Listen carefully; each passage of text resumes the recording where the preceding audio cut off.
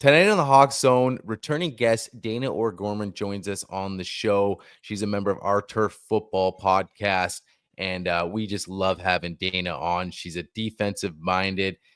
She's going to talk offense too, though, so we're going to force her to do that. But we're going to get into all of it with Dayna on the other side. We're going to talk about, training camp highlights, who she likes as far as the rookies are concerned, how she views that quarterback room, and, who could be some potential cuts just on the bubble that Dayna might see. So, yeah, we're just going to talk Hawks with her and just really get into it. It's going to be a lot of fun. So that's coming up on the other side. But, guys, before we do that, make sure you guys go down and subscribe to our channel if you haven't done so yet.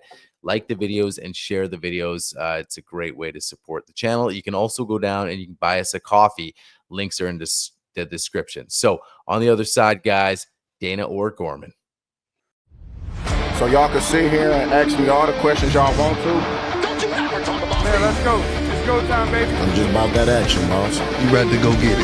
You just like to do it. That's what it is. Defense trying to do that. Pass is caught back in. Can't chase it. What a catch. Jackson Smith and Are you kidding me? Baldwin. Oh my goodness, he caught it. This is the HawksZone Rundown with your hosts, Ryan and Bryce. Dayna O'Gorman joins us back on the show. It's awesome to have her back on from our Turf Football podcast. Dayna, it's great to have you on. This time of the year, too, we're just a few weeks away from getting ready and playing regular season ball. We're in the midst of training camp and preseason ball, but awesome having you back. We appreciate you coming on the show again and talking Hawks. Oh, thanks for having me. I love chatting with you guys. It's so fun to get all these different perspectives about Seahawks football, and I love your guys' insights. So I'm thrilled to be here. Well, we appreciate that, but let's get right into it. There's a bit of excitement now with this team. Mike Macdonald now in his second year, first real full off season where he just got to do things his way. The Pete Carroll era is officially in the rearview mirror, and there just feels like the sense of excitement amongst fans. Everyone got excited about this year's draft, free agency. Everything's just seemed to, click in the right direction here. And the expectations are starting to, get a little higher than they might have been in the previous few seasons here. But, Dayna, let's talk about, we're going to get on the offensive side of the ball a little bit to start things off. And, our quarterback room is a prime example of, just fans getting a little more excited. Out is Geno Smith, in is Sam Darnold. And of course, highly touted with the fans. Now the excitement is brewing with Jalen Milroe coming in as our third round pick and really filling up that room and maybe a glimpse of the future. How are you seeing that room? What's the outlook in your mind? Just give us your overall take. So it's interesting. I think that we as fans know what to expect from Drew Lock, right? We've seen him before. We know what he brings to the table. So there was never any mystery about that. Sam Darnold and Jalen Milroe really are the mysterious ones, which sounds a little strange, but it's because Sam Darnold, we need to know if he can repeat what he did last year with the Vikings. We need to know if that was a blip, if it was, an anomaly, or if that is actually something that has been in his wheelhouse and just not been able to be brought out by the other coaches that he has, worked with. And so that's where that kind of sits with me. I will tell you, I was not thrilled with this as a pick for a quarterback. I didn't really, there was no excitement around it. Not that I thought that there could have been, he really was the best option. We understand that, but it just wasn't something I got too worked up about. The more I've watched him and watched the reports coming out of training camp and now preseason, I'm starting to like Sam Darnold. Y'all know it's hard for me to say I like a quarterback, but I really do enjoy. He has a lot more personality, a lot more flair than I necessarily thought of before. But what's interesting to me, I feel like he's starting to settle in with this group. And I think that that's really important. And that's something that we can look forward to seeing eventually. I don't know that he'll play much over the next couple of weeks, obviously, but I think that I'm more comfortable with him in that position, for lack of a better term. I think that there is a good chance we might not get quite the crazy numbers We don't have Justin Jefferson on our team. So therefore, he might not get quite the crazy numbers from him that they got in Minnesota. However, I think that there's definitely something there that makes me feel pretty assured that he will be a good quarterback for this team. Jalen Milroe is really the other kind of wild card. And over the last 2 weeks, I've had a lot of conversations with different people about him, that he is a project. He is someone that needs mentoring. He is someone that needs that pro level kind of, laid out for him and see if he can do it. That first preseason game was really a nice glimpse of what we can expect from him. He's very fast. He has, a strong arm. He makes rookie decisions. We know that's going to happen, right? Especially in the first preseason game. But there's a lot of excitement, I think, about him, not because he necessarily had this amazing game necessarily. It was because he showed us some things that people were real nervous about and that he could do them. So that, I think, is a great reason to be excited about Jalen Milroe and especially going into the future with him, because we know that's pretty much the plan at this point. And so there's a lot of encouragement there. So it was exciting. So Dayna, with this quarterback room, obviously it's gone through this massive facelift. Like, we had Geno Smith here for 3 years coming off of Russell Wilson. And now we have Jalen Milroe and Drew Lock. And the one thing for me, when I look at this kind of situation, to your point, we know what Drew Lock is. Drew Lock came into the game. Drew Lock made some really nice throws where you go, wow, like, we get why he's in the NFL. And then he throws a Drew Lock type of interception where you're like, you're in field goal range, dude. Don't risk doing that. And you went and did it anyways. The thing for me and what I want to start seeing maybe for the rest of this preseason with this room is, I know what we have in Drew Lock. Give those second team reps to a Jalen Milroe to see what he can do with them, because it's not going to change. Like, Drew Lock is not all of a sudden going to change his stripes, for a better term, and become this highly efficient, non-turnover prone quarterback. He's going to be a turnover prone quarterback. And that's where I look at Jalen. Like, there were things he did nice in the game. There was one particular read for me, I believe it was in the fourth quarter, where it was like there was a guy wide open and he took off and ran before he let the play develop. And I'm like, you're a rookie. That's expected. Right. And I'm like, that's the one thing. The thing with Sam for me, that I think is really encouraging that stood out to me. So I went to training camp. I was there for Fan Fest. I was there the day before practice. Was Sam is extremely accurate. I didn't realize how accurate he is as a quarterback. Like, you hear people talk about it, you see it kind of a bit. I've seen Geno and in live person throw the ball, and yeah, Geno's accurate, but Sam has a way of being accurate that's different. Like, it's so catchable every throw. It's not just a rocket ball, which one thing with Jalen Milroe, it's always a rocket ball. And so I wonder with this, if with Sam, is to your point, he doesn't need to do what he did in Minnesota. We need him just not to be turnover happy as he was back with Carolina, back with the Jets. Like, just manage the game. And from what we saw in the Raiders and the way the offense worked, I don't know if Sam's going to throw a lot in this. Like, and when I mean a lot, I don't think 30 plus is going to be a norm for Sam in this offense. I think it'll be somewhere between 25 and 30 pass attempts, like, on a good day. If we get into the point where he's throwing into the mid 30s and 40s, I think we have a problem of that day on offense. Oh, absolutely. And I think, if I remember correctly, the stat from the preseason game was they split it right down the middle. I think it was like 30 throws and 30 runs. And so I'm like, that's great. That's how you practice. That's how we get, figure out how things are. But the fact that they have just been shoving it down our throat, they're going to run, and it's the run game. It's the run game. And then George Holani looking so good at it, and all of these things. I think you're right. If we start noticing a trend where Sam is having to throw all that, then there's other issues going on, either with the running backs or the line or whatever it may be. The interesting thing is, when you were talking about Sam, you said in Carolina with the Jets.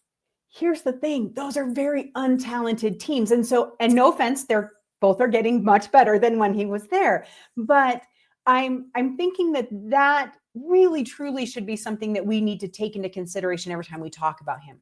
Can he repeat what he did in Minnesota? Probably not to that extent, but he still is now on a talented team. And so therefore we should expect good things from him. And I keep saying good because great means something very different. This is carrying a team on his back. I don't know that that's in Sam's wheelhouse. It could be. We don't know yet. He didn't have to right before. So we'll see. We'll see how that goes. But I was very encouraged. I've been more encouraged by everything that I'm seeing from him over the last few weeks. Yeah, you know who else was on that Carolina team? Baker. And how's he turned around, right? I mean, that was the same guy, man, because I'm a big Baker dude. And man, was he taking even more heat when he went to Carolina coming off the Browns. So you're absolutely right. And people got to realize that about the organization. So, it's going to be, a wait and see process. But moving over to sticking on the offense and with Kubiak and all we've heard coming in is how we're going to run the football. But, it starts with that offensive line. And the new coaching staff we have in here too seems like their attention to detail, just a lot more confidence, right? How are you assess that offensive line so far with, returning players like Anthony Bradford, who looks a lot different and getting a lot of good praise. The bookends and obviously our new rookie. What's your confidence level? What's your assessment of this offensive line? And you feel like, we almost have our starters in place already. What's your assessment with the line right now? So being a Seahawks fan, we all have PTSD when it comes to offensive lines, right? So excitement is not something I can do yet. We'll have to wait and see on that. But there was definitely a feel of improvement. And right, that's what we really want. I'm glad Charles Cross isn't playing. He doesn't need to play in preseason. Abe Lucas, him playing, I think that was twofold. It was one for Abe Lucas to really feel like I am 100%. This is where I am. Because we all know he was not 100% when he came back from injury last year, right? That he really was not who he is as an offensive lineman. And we still managed to get a little better with him there. So what does that tell you? But I think but then to have him there, but to also have that leadership for him, for the other players.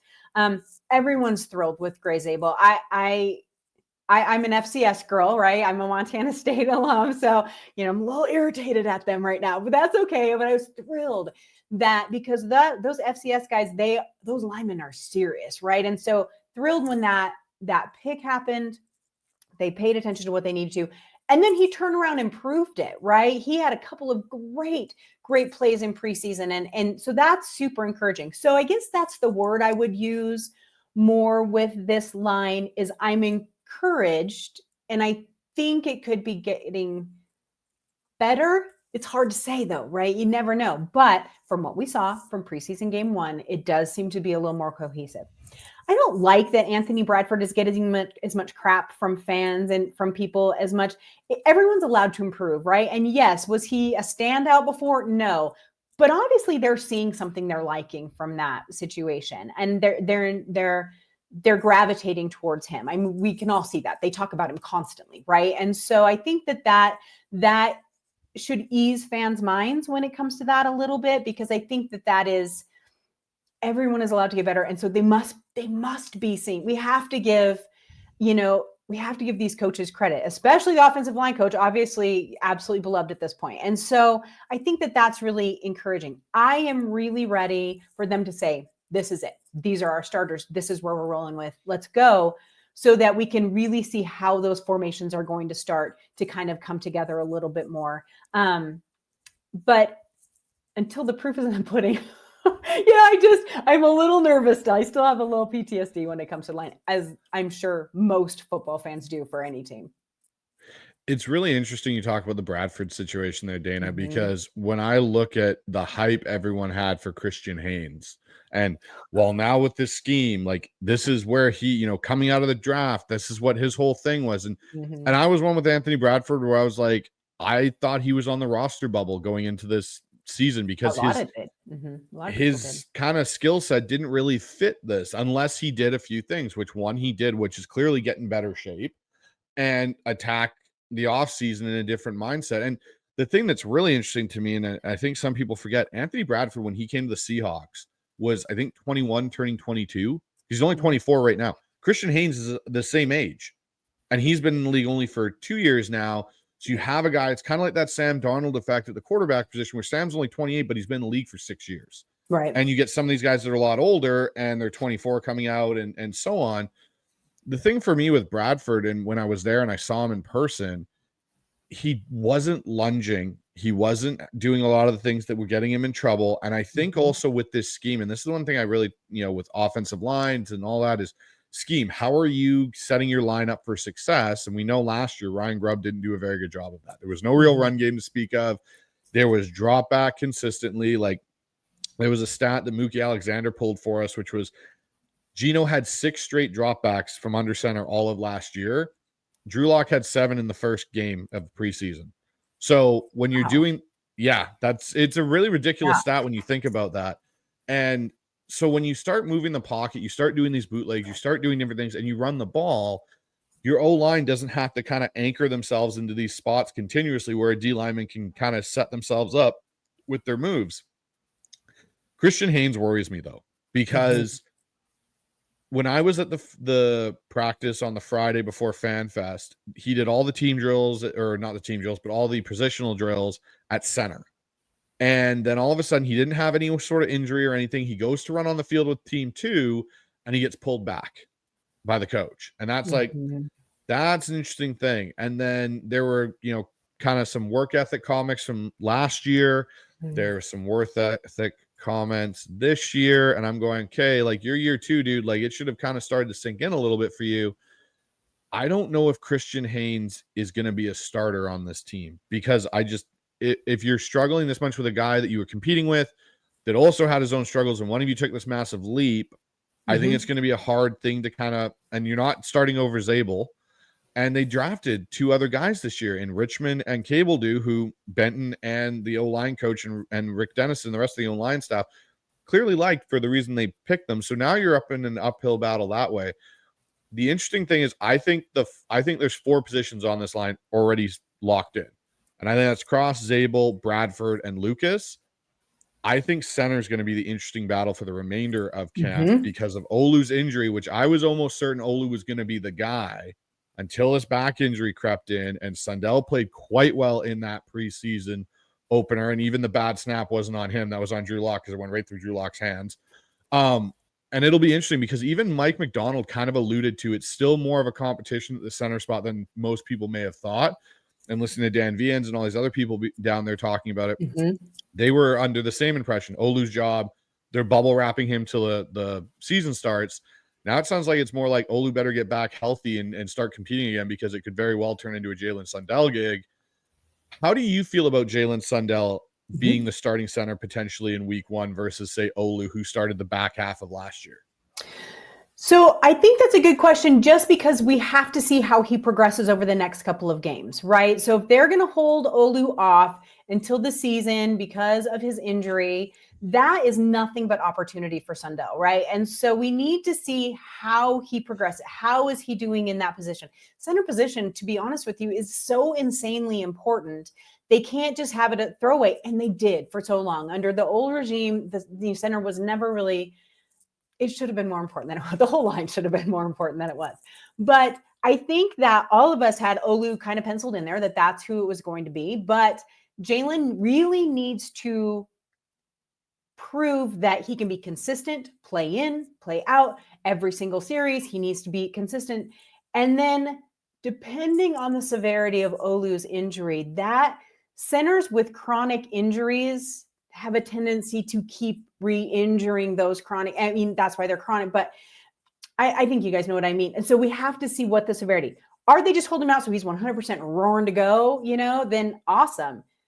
But if this is a different kind of situation, Jalen Sundell needs to grab it and run with it. I actually am okay. I liked what I saw from him. I think that he seems coachable. He seems like he's willing to learn. He's, and like you said, the one bad snap wasn't on him. And so then I think we just need to really see over the next couple games, especially against that Chiefs line, if they start those starters, I think that that's going to be really important to see how he reacts to that. Yeah, I mean, I really do like Jalen Sundell, but I do too. yeah, so that'll be a great battle. Moving over to some rookies, Dayna.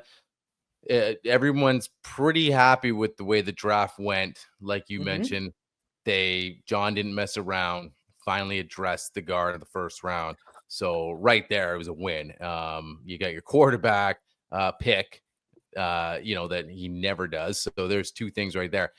it was just from top to bottom. There's just so many good draft picks. And so when you look now and when you watch camp and now preseason, which guys are really standing out to you the most? Who do you like? Who do you got your eye on moving forward in these next few couple of games and moving into the season? Yeah, what do you like there? Well, I mean, how can we even talk about any of them without talking about Torrey Horton? That wide receiver has jumped off the page, right? And to have a rookie come into a position that was a little questionable for Seattle. Let's be honest. I mean, I'm not trying to be disrespectful to Cooper Kupp. This is the position I was so worried about after they got rid of DK and after they got rid of Tyler. I'm not saying that they were going to save this room, but you just kind of knew what you were getting there. You had the big body, you knew kind of what was going on there. But Torrey has come in. There have been some comparisons to some players who get injured a lot. We've heard the Paul Richardson. We've heard a few others because he's kind of a thin build. But so was Tyler, right? And he was always there and always in the mix. But he has really stood out to me because I think I was so worried about the wide receiver position. I was the one, I'm like, will you please go get a free agent wide receiver? Go trade for a wide receiver. We need a wide receiver. Cooper Kupp is great. He is not durable. So let's find someone we can do that with. But now with Horton, I'm like, I'm not so worried. Like I feel a lot better. Tie in we then have Robbie Oots, who without question is my favorite rookie. I got to interview him at the combine. It was a hilarious thing because we're talking and I told this story last night, but dead face. You asked him any question. It was serious, 1 or 2 answers, always so dead face. And I asked to take a picture of him and he cracked this huge smile. And I'm like, oh, I like you. And then he's laughing. He's like, see you later. And he was like, fine. I was like, oh, he's going to be, whichever team gets him is going to enjoy him. And then Seattle managed to land him. I was thrilled with that. But I also think his position is very important. He likes to hit people. He likes to be in the mix, but he can catch the ball as a fullback. And so I think that that's going to add a new dimension to this team that has been lacking. Let's be honest, what's lacking for a lot of teams, but definitely in Seattle too. I like, I always say his name wrong. I'm so sorry. Rojo. I am so sorry. I always get, but the dark tight end, I like him. I think he's going to be good, but Nicky Memori was who I wanted. He's my defensive guy. That's who I wanted. I wanted to see him come in and smack some people around. I don't know that we'll get that, but that's what I was really excited about. And I liked the couple plays. I wish we could have seen more of him, to be honest with you, but I liked what I saw.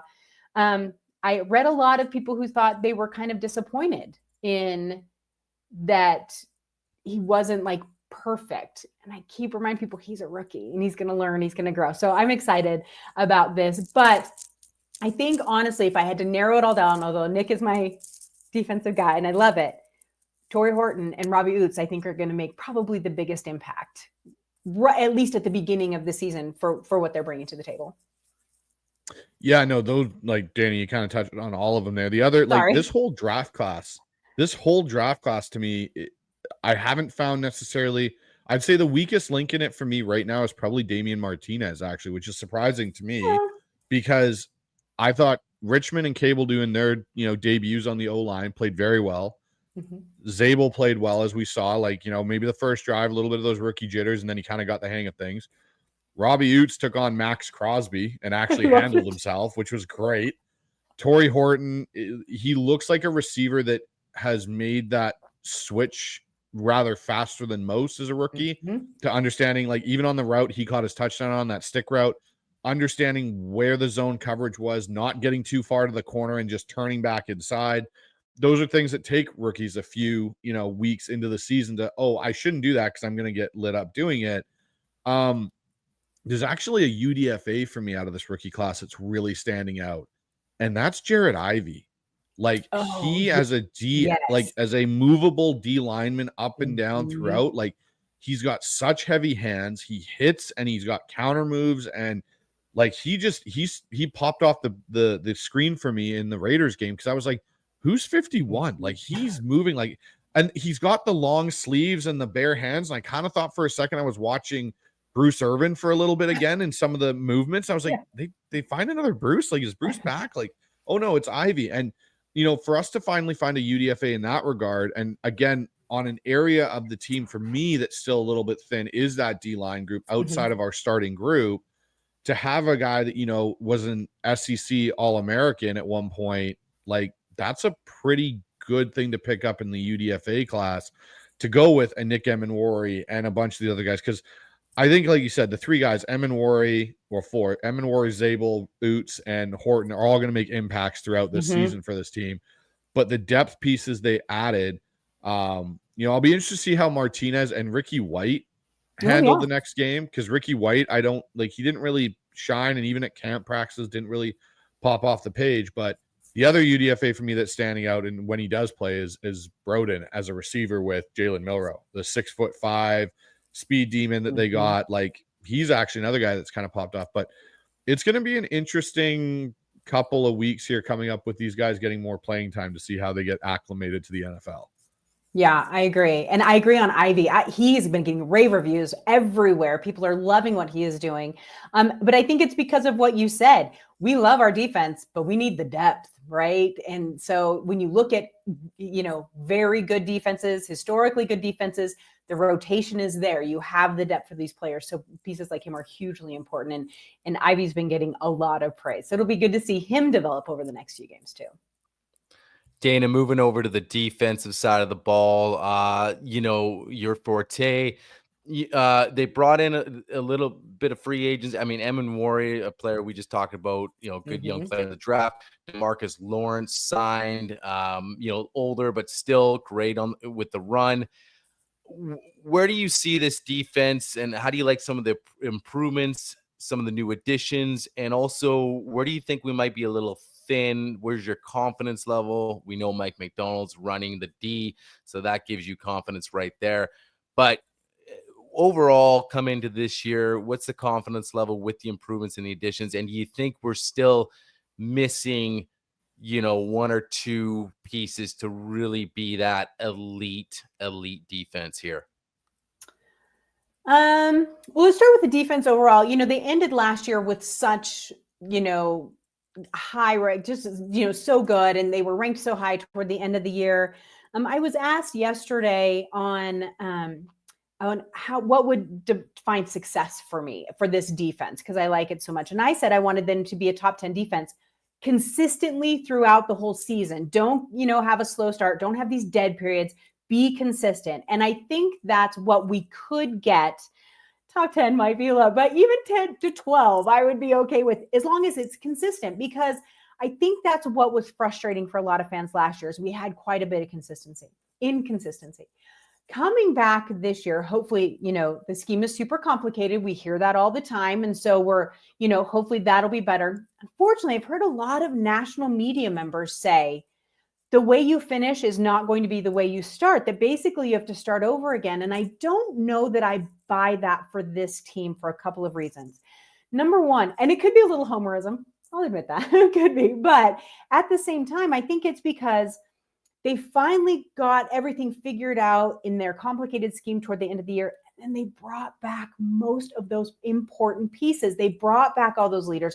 They brought back everyone, who, I don't want to say who matter, but the really important guys in there, they're back for year two. And so hopefully they can just expand on it. Will there still be bumps in the road? Of course, it's just the way football is. But I just feel like some of that momentum is going to carry over into this season. And so we didn't see it in the backups to the backups to the backups. The fourth quarter of that game was a mess, right, of the first game. But I think now, I think we're going to see some of that momentum carry over. So that gives me a lot of excitement. And that's what Mike McDonald did in Baltimore. So that's why I'm a little surprised people are saying that. You look at the players, I think DeMarcus Lawrence is a huge addition for a lot of reasons. I think that bringing him in just kind of grounds that group a little bit. You bring in the older guy. I know he's old. If one more person tells me a 30-year-old is old, I don't know what I'm going to do with myself. But yeah, I get it in the position. It is a little bit. But I think that that's really important. The mentoring roles of that. I think we're going to see just as much Derek Hall that we saw from last year. And I think that that's going to pop off a little bit. Jaron Reed, I think that this could be a huge increase, like that second year leap for Byron Murphy. I think that he could really grow that second, third year. We could really see a lot more of him out of that. So I'm excited for that. And that's what's needed. We need to see that growth from him. We need to see more from Mafe. Mafe played well last year, but we need a little bit more. There's just those few little bits. I'm assuming that the way you're leading the question is, do we need to add a piece? If you can get Micah Parsons, you get Micah Parsons. You get an all-pro player, you go. I don't care what anyone says to me. If the opportunity is there, go get him. I don't care. I really honestly don't care how much it costs. You go get him as a player. He will do nothing but make your entire team better. But if we were to leave it where we're at, I'm happy with Woolen. I know some people aren't happy with Woolen. I'm happy with Woolen. I think Devin Witherspoon is still fantastic. I love the safety group. I love Julian Love. But I think that's good. I think they're solid. I think we could see a repeat of what we saw toward the end of last season with this team. Is there room for improvement? Yes. We still need a better pass rush. We still need, a few more things that are really important there. But other than Micah Parsons, do you go out and chase it? I wouldn't, unless you can get that blue chip all-pro player. I think you see what you got with these younger guys and roll with it a little bit. So there's one player I want to ask you about, Dayna, outside of Micah Parsons to go and get. How would you feel about a reunion with Jadeveon Clowney to this group? Jadeveon Clowney. Everyone asks me. I don't like Jadeveon Clowney. And it's not that I don't like him. There's a whole long reason why I don't like Jadeveon Clowney. But I've warmed to the idea of it a little. If he's a rotational player, Jadeveon Clowney cannot be the guy he was before. He's aged out of that. And that maybe isn't nice to say, but it's true. And so how you would use him in the rotation, I think has to make some sense. It would make sense depending on how they used him. I just want to give up very much more. He's not someone I want to go chase. But if he ended up on the team, I probably would be somewhat okay with it. I just don't like him. Sorry. All right, Dayna. So I'm going to ask you a question here, and I know the title might be a little misleading for our viewers, but what I wanted to ask you is, how would you view this Seahawks season if they miss the playoffs, but they don't suffer a ton of major injuries with it? Like, we're not losing a quarterback, we're not losing major pieces to any of the key players, and they still miss the playoffs. How do you view that season, and how does that maybe change the trajectory of going forward into the future of this organization? So this is going to sound like I'm avoiding the question, but I'm not. I think that sometimes, like, I cover the entire NFC West. And so when you have that broader of a view, you kind of look at things a little differently. How I would view that season would completely depend on what happens with San Francisco and LA. If LA has Matt Stafford, which I don't think they're going to, but if they have Matt Stafford and every single player manages to stay on the field and they have a crazed year, that doesn't make me so mad at Seattle, right? Same with San Francisco. I don't know how it's going to happen. Their injury list, it takes 3 scrolls to get through when you're looking at their injuries. And, Ayuk's out for 6 weeks. I mean, it's just like they're a mess right now, an absolute mess. But if everything worked out on paper and the players they had played above their talent level and to where they need to be, you have those two possible powerhouse teams. Seattle still manages to win 9 games, but they missed the playoffs. I'm not really mad at that because this division can be and used to be the hardest division in football. And so I think that's my caveat a little bit with that. However, Stafford's not around. San Francisco is San Franciscoing, and Seattle still doesn't manage to do it. That changes my thought process on it completely without a major injury, because I think that shows whatever they're trying to do, I'm assuming on offense, which I'm not trying to be disrespectful, but that the defense seems good. Like, that's fine. Then that's not working. And that's 2 years in a row of it not working. And what is missing? And what are we, what's the problem there? The other thing too, guys, I don't know if you've heard this, but there have been a number of national media members that have said they're not sure why they basically gave Kubiak the keys to the kingdom. They don't know if he's proven it yet. so far I'm pretty impressed with what I've seen out of Kubiak. Let's be quite honest with you. I think that it's such a step above where we were last year that I think that, we should all be pretty happy with that. But that would make me question it. That would really make me wonder. And not necessarily the future going forward, the tweaks that need to be made. Sam Darnold wasn't the guy, or, the scheme they're using isn't it. And we do need to go pay a big time player on offense, right? So that would make me question it. So I know I'm kind of splitting hairs there, but it really would depend then on and I'm not trying to leave out Arizona. It could happen, Cardinals fans. I just don't know if with Kyler Murray it will. But I think what happens with those other teams would color what I think Seattle has done. Yeah, Dayna, who for you is sort of on the bubble that you're looking out for in these next couple of games that, obviously they're going to play?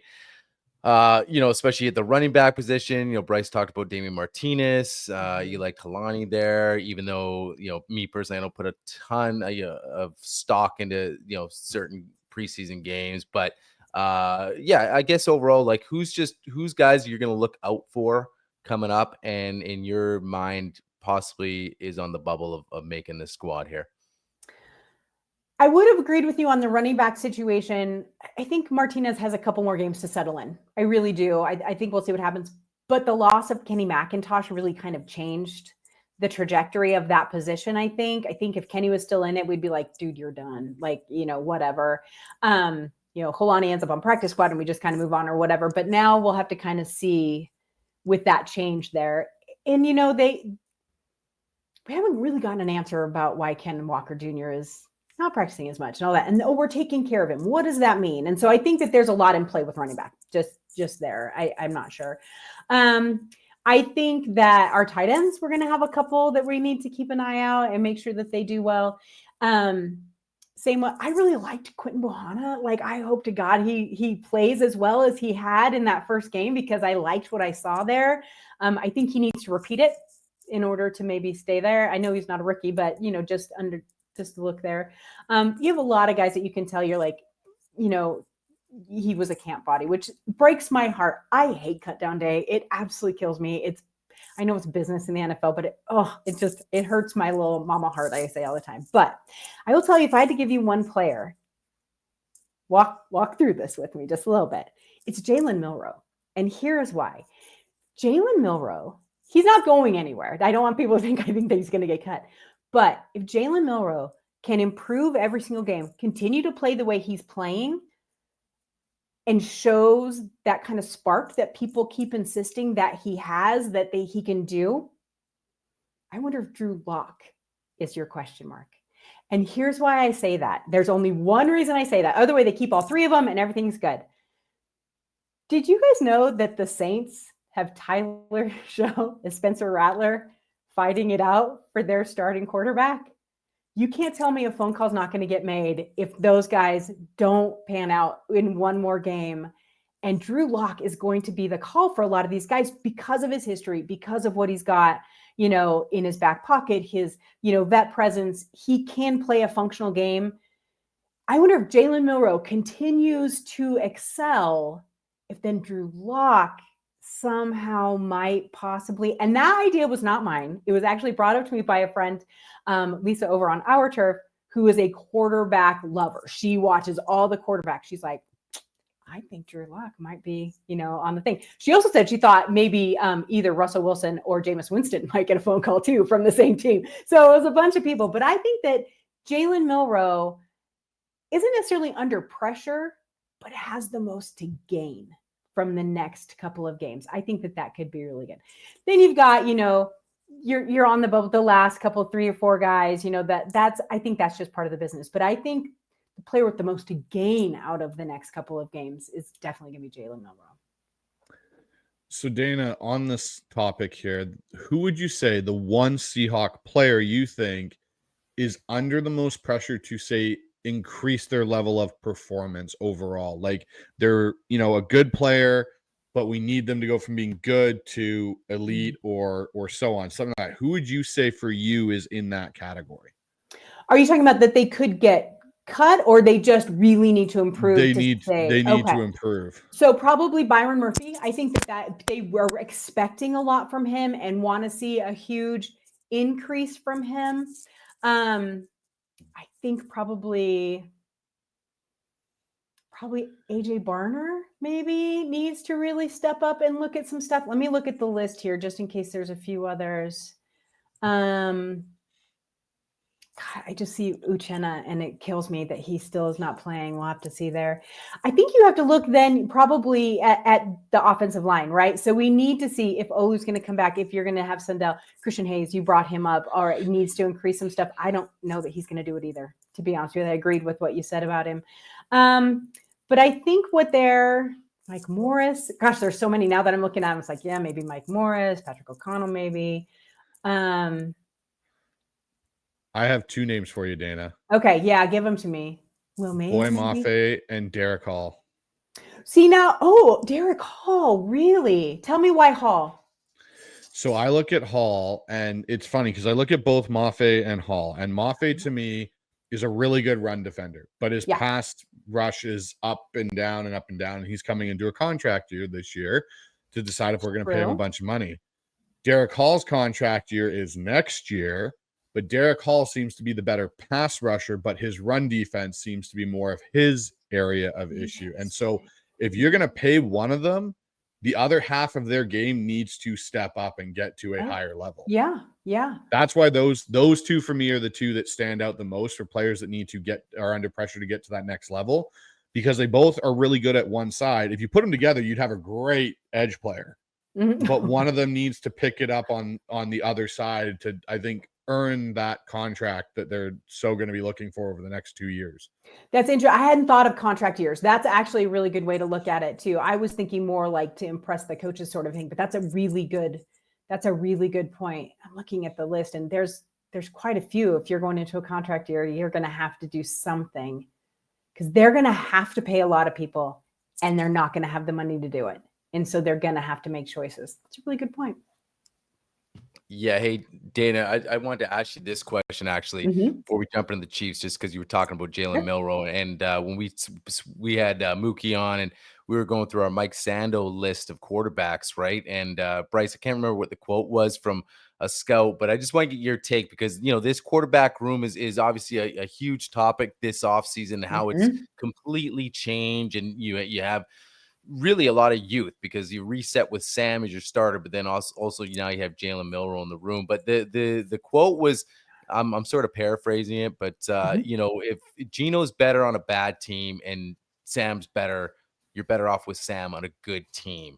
So if that makes sense, where if you look at the Hawks right now, you're sort of, ascending to be a good team. And so he would say, hey, this is the guy you want. Now, I just want to get your take on that comment, because, the Geno thing, there was really a split room of Geno Smith fans and people that just didn't really care for him. And great. You had a couple of years here. Now you're gone. Now we have Sam. Just want to get your thoughts on that comment there. I agree. And that's not being disrespectful to Geno. I liked Geno Smith. I think that he was a good quarterback for Seattle. He was a great bridge after Russell, because Russell had been so divisive for so long, for the fan base. And so Geno comes in, he knew the system. It's funny, back when Russ was gone, he was gone to Denver, and they had Geno. I had my friend Emery Hunt on one of our podcasts, and I was asking him, like, so who should they look at the draft? And and he goes, Dayna, why not Geno? And I laughed. I was like, what are you talking about? He turned out to be dead right? He turned out to be exactly what Seattle needed at the time. I don't get the Geno hate in any way, shape, or form, but he was a good receiver. But was I shocked or, heartbroken that he wanted to go play for Pete? No, go play for Pete. Get it, whatever. But if you look at the youth, you look at the direction they're going, you look at the couple changes that they were trying to get to with offense, Sam Darnold is a logical choice there. I'm okay with that. And I agree with the statement that if Geno is, going to improve the Raiders, he's going to improve the Raiders, you guys. There's no way he can't unless he's injured, right? But I think Sam fits here. That's going to be the quarterback that you want. So yeah, I don't get the Geno hate, but I'm happy that Sam is here. So just to elaborate on that statement that, Ryan paraphrased, it basically the quote goes on to say, Geno can look great and can win you a game you should not win, but you're also going to lose 2 or 3 games against teams that are the same as you because he throws a pick in the end zone, plays a bit blind, doesn't see it. Sam, when the team is bad, you're going to feel like blank, the guy is limited and we can't overcome it. But when your team is good, you're going to operate really, really well. Mm-hmm. That's a really good way of looking at it. I don't know that I definitely think that was Geno last year.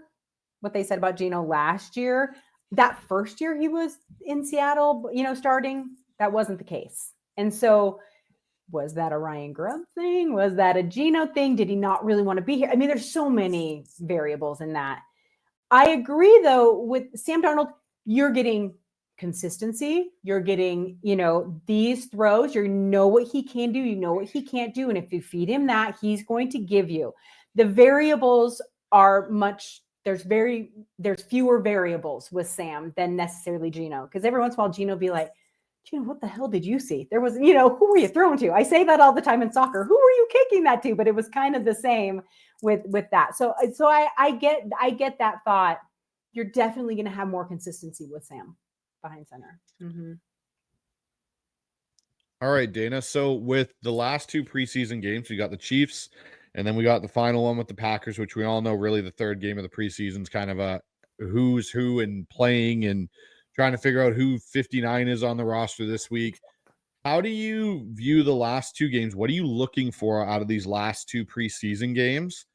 And then maybe give us 2 players you think might be shocking that get cut from the Seattle team?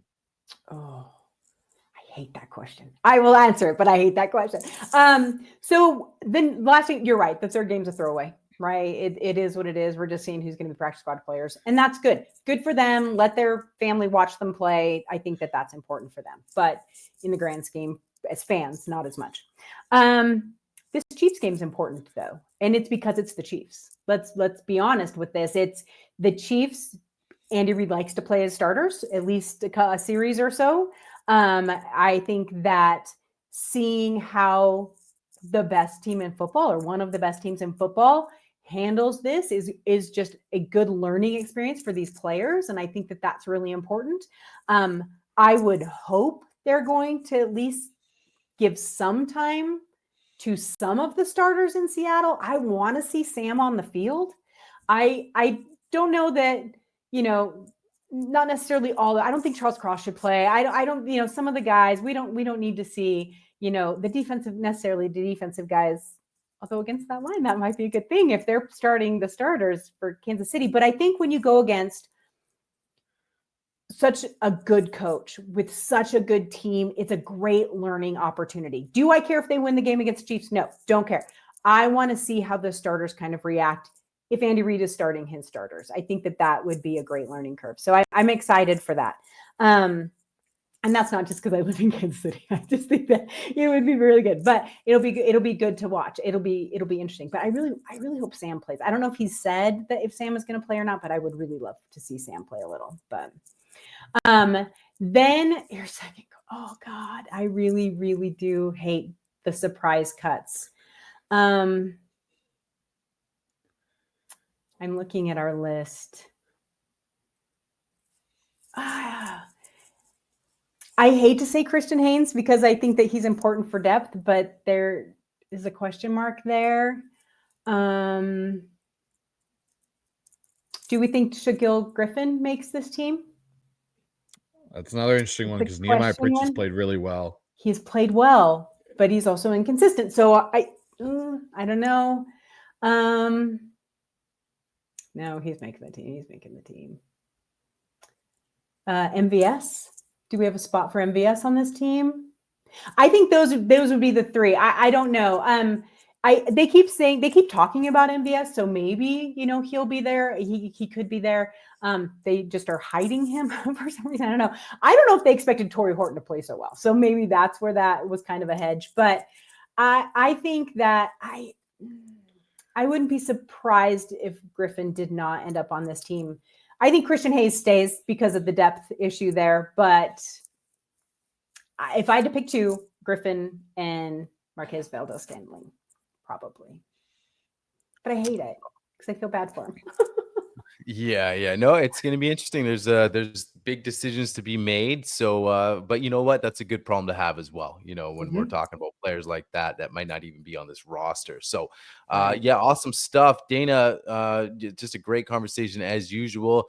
It's an exciting time of the year because we are talking football because we're about to really play it. So it was awesome having you on and getting your perspective on things. But before we get you out of here and let you go, let everybody know that watches this show what you got going on coming up, and also where they can find all your stuff.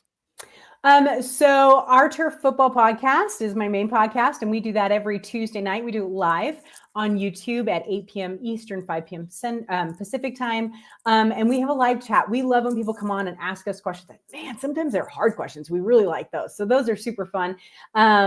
It's become a popular time slot. So even if you have to watch this after, that's okay. But, and then we are doing our live pick'em show. It's our biggest show of the year. Where we pick the divisions and who we think goes through to playoffs. And then if people want to do the Super Bowl, they can, but we usually stop at the playoffs. And that's going to be the Tuesday before the season opener. So we look forward to that game a lot, or to that show a lot, excuse me. And then I do contribute over at Real Hawk Talk also. So I was just on there last night, so you can catch me over there every once in a while. And then we are all on, I'm just at Dayna OG. On all of them. Blue Sky, still on Twitter, God help me, but all of them. So you can go find us over there. Awesome stuff, guys. And we'll also have the links in the description so you guys can go down there, check out all Dayna's stuff, and make sure you go subscribe to it as well. Dayna, we appreciate it again, and we hope to talk to you again in the future. Thanks so much. Thanks for having me on. Thanks, Dayna. Thanks, Dayna. Yep. Bye. Guys, that was Dayna O'Gorman joining us on the show once again. Dayna is pretty much a regular on the HawksZone. We have her on just throughout the year. So it was, just another awesome conversation. Yeah, when we kicked off the show, when we talked quarterback room, it was just, interesting because, at first she was like, I didn't like the Darnold move. And I know, he was like best available. So, whatever, like, okay, I'll just roll with it.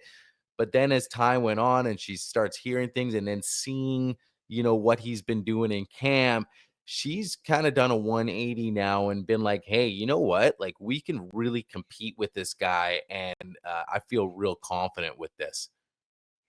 Yeah, no. And that was interesting because Dayna's really a defensive person and she really loves her defense. So for the way for her to kind of her tune to change a little bit about Sam. And then the other thing that stood out to me was her point when we were talking about guys that, have the most kind of to gain towards the end of these last couple of games in the preseason. Her thing about maybe Drew Lock becomes a trade candidate because some teams may need a more established quarterback to lead their teams. If Jaylen takes enough steps, does that become a viable option was kind of interesting. For me, though, having that discussion with Dayna is always good.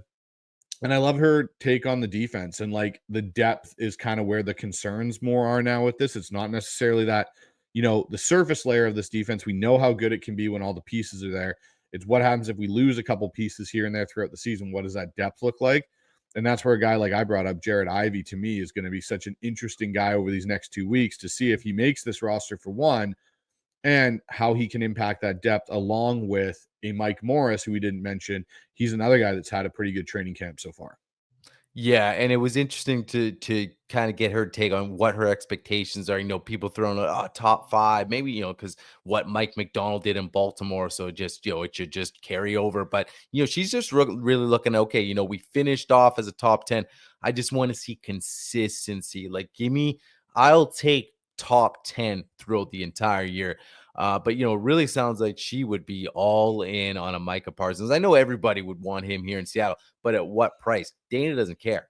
I give up the farm because, she looks at it like this team is ready, but, by the sounds of it, we're that game wrecker away. And there's a lot to be said about that. So she's like, look, where this team stands now, I'll do whatever it takes to go get that guy. And I tend to agree with that. If you're in that time, even when we traded for Leonard Williams, it was kind of like, did they kind of misevaluate where this team was? Like, he's a hell of a player, but maybe they thought they were better than they were. I think now you look at this team and just with Mike McDonald and everything, you sort of think there's just a clearer picture where this team is. And, we might need that next level guy to really get into that top 5 defense. Yeah, you might. I think they're going to be on the cusp of that top 5 defense. And you know what? Again, if Micah Parsons is available, you go and get him. And it was to my point in the show about Derek Hall and Boy Mafe, like under pressure guys that need to get their game to the next level. Both of them still need to take a step in that direction if they're going to be guys that can be viable options. I'm not saying they're not, but like elite level options or great level options for the Seahawks. Right now, they're good. And that's great to have good guys, but you need sometimes those game records. Leonard Williams is not getting younger. He's getting older. So like a guy like Byron Murphy needs to fill that role. But if you can go get a guy like a Micah Parsons, and that's an option and an actual real one, then you make that decision and you decide if you're going to try and be a Super Bowl contending team or a divisional contending team to go push that envelope and push a potential weak Rams or weak Niners team, then you sometimes have to, roll the dice and pay the price. Yeah, no, I agree with that. I think too, when you look at it too, and I know Jalen's, got some development. Obviously, we're not expecting him to start this year, but if it comes to that point, you got a cheap quarterback, right? You have a really cheap quarterback and for the next few years. So, you're able to do that kind of stuff. So it'll be interesting, but yeah, great having Dayna on. Always a great conversation, always awesome insight. So, and it was great to have her on at this time of the year too. So, awesome stuff, guys. Make sure you go down and you check out all Dayna's work because she does awesome stuff. She's been around the NFL for a long time and she really knows her ball. So go down there, check out her stuff. Like I said, links will be in the description. And guys, make sure you go down, check out or subscribe to our channel. We're also part of Field Goals. And also, guys, check out the membership program that we have as well. There's some perks to that as well. So, Bryce, anything before we get out of here? Yeah, guys. Next guest coming on, which I'm really excited for, is Jeff Simmons of Real Hawk Talk. So our fellow Canadian Seahawk guy is going to join our show. So it'll be a trifecta potentially of Seahawk content creators. Really looking forward to that. And then it starts to get ramped up for us here, I think, Ryan. We've got a couple more shows that we'll start adding to the docket as it gets closer to the season. And looking forward to it, man. It should be a good game versus the Chiefs coming up here. Yeah, no, looking forward to that one. So yeah, no, it's we're there. We're almost there, guys. So here we go. So yeah, guys, we appreciate everybody that's been supporting the channel. Like Bryce says, tune into the next one with Jeff because that's we're looking forward to that one. That's going to be a great show. So that's it for us tonight. We'll catch you guys on the next one. Go Hawks. Go Hawks.